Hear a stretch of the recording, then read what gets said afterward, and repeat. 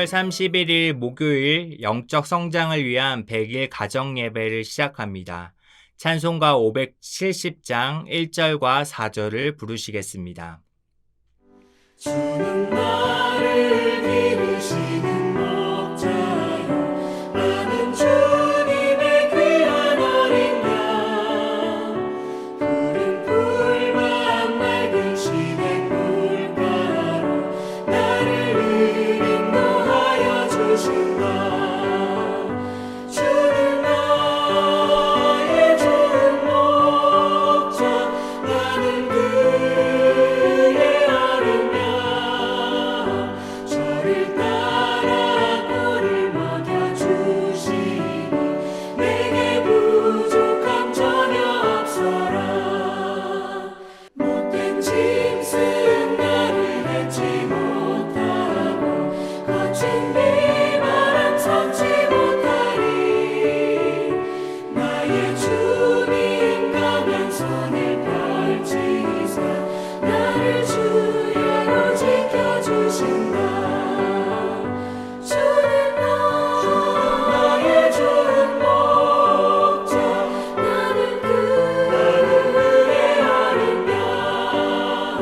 저를 따라 꼴을 먹여주시니 내게 부족함 전혀 없어라.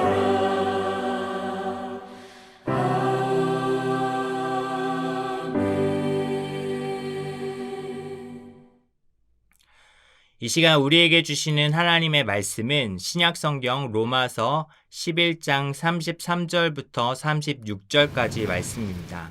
하나님의 말씀을 봉독하겠습니다. 깊도다 하나님의 지혜와 지식의 풍성하며 그의 판단은 헤아리지 못할 것이며 그의 길은 찾지 못할 것이로다.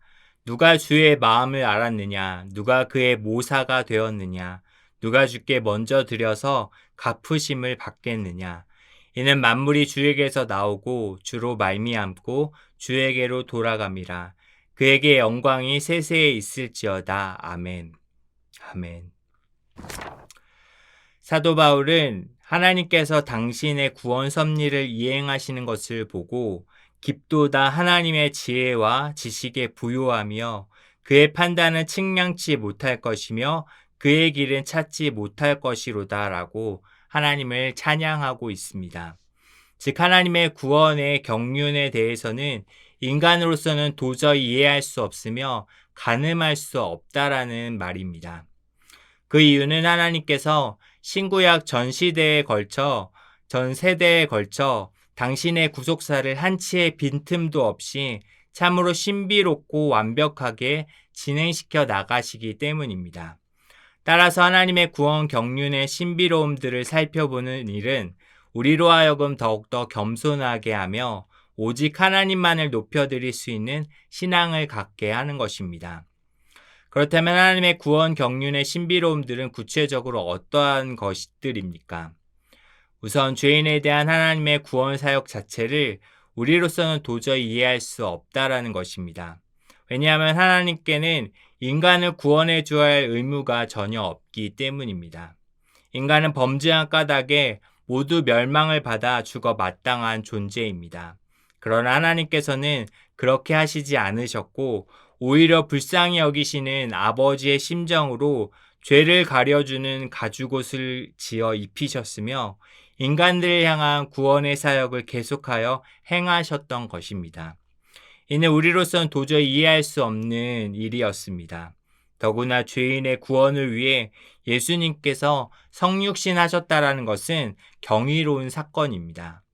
그런데 이러한 그리스도가 우리의 죄를 위해 순환당하셨다는 사실 또한 공의에 대한 우리 인간의 보편적인 관념으로는 도저히 이해할 수 없습니다.